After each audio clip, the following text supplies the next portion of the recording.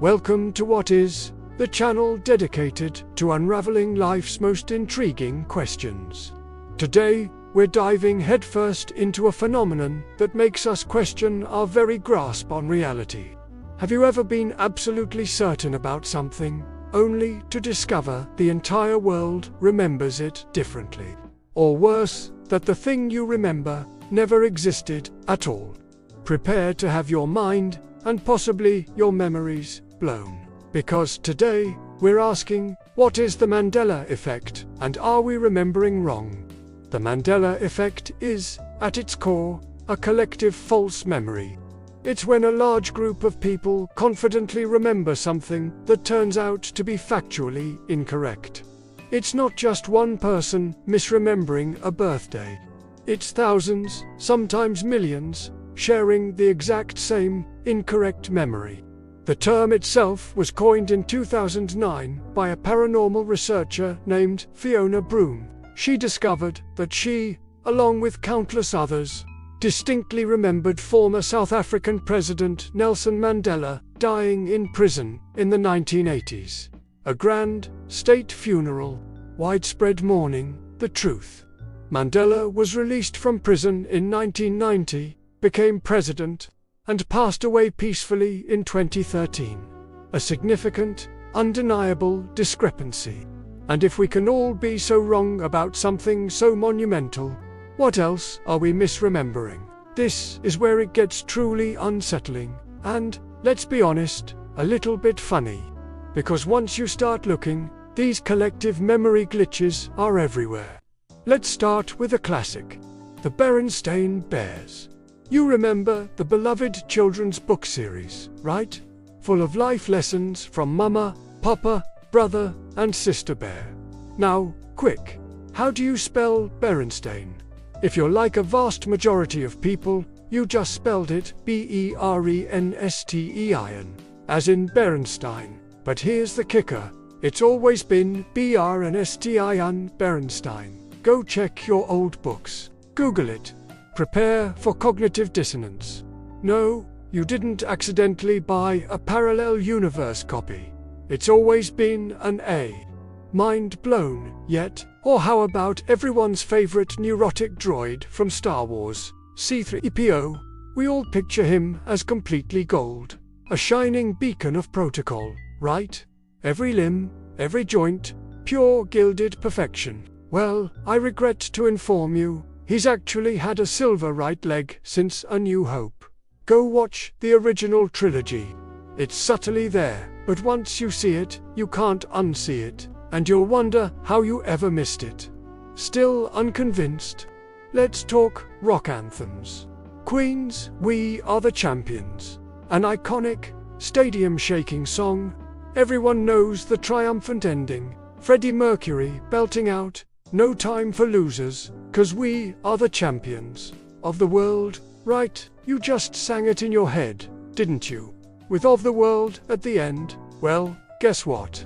In the original studio recording, that line isn't there.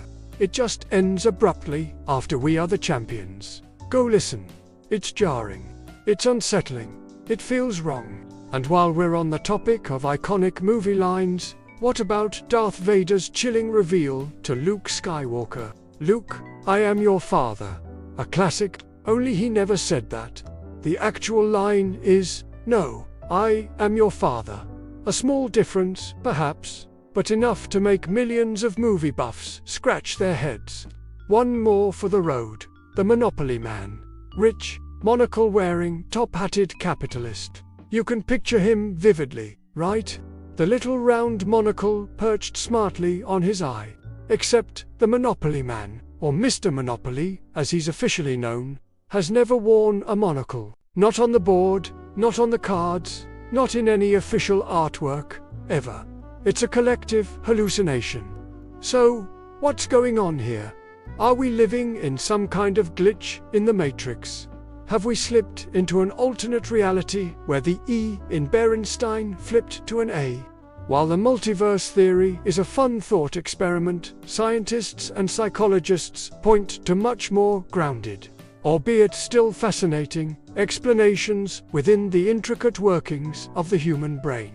Our memories aren't like hard drives, perfectly recording every piece of data. They're more like reconstructive processes.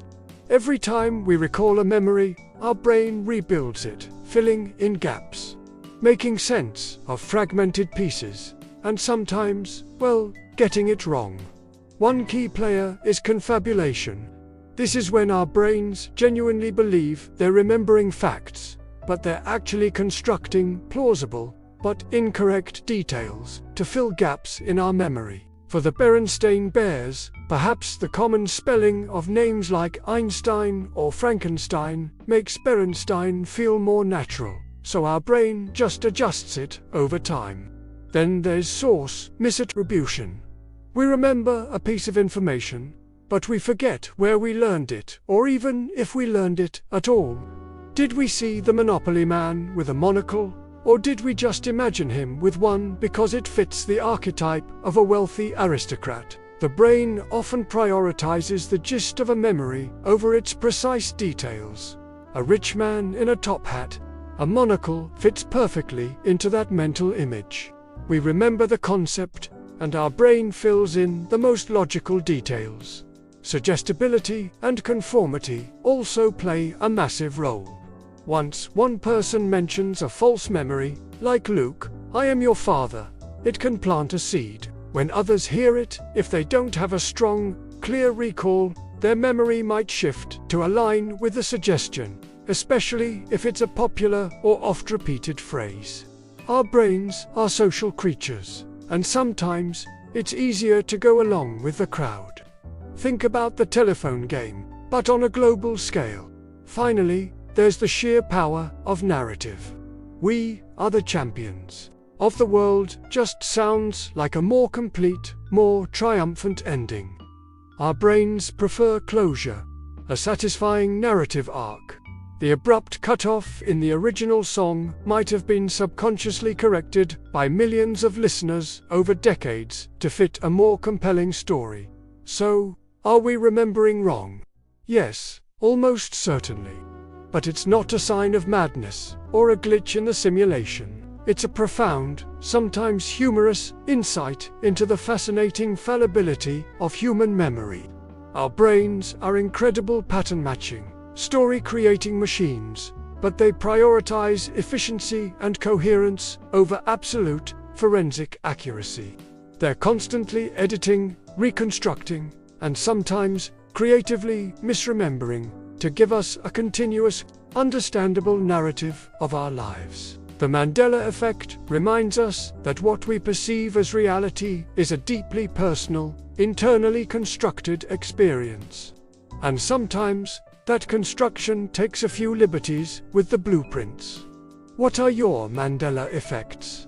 Have you ever argued fiercely about a detail only to be proven spectacularly wrong?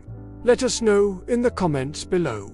We'd love to hear your mind-bending memory mishaps. If you found this exploration of memory and perceived reality as fascinating as we did, be sure to hit that like button. Subscribe to What Is for more deep dives, and ring that notification bell so you never miss another journey into the unknown. Thanks for watching, and remember, or at least try to remember correctly.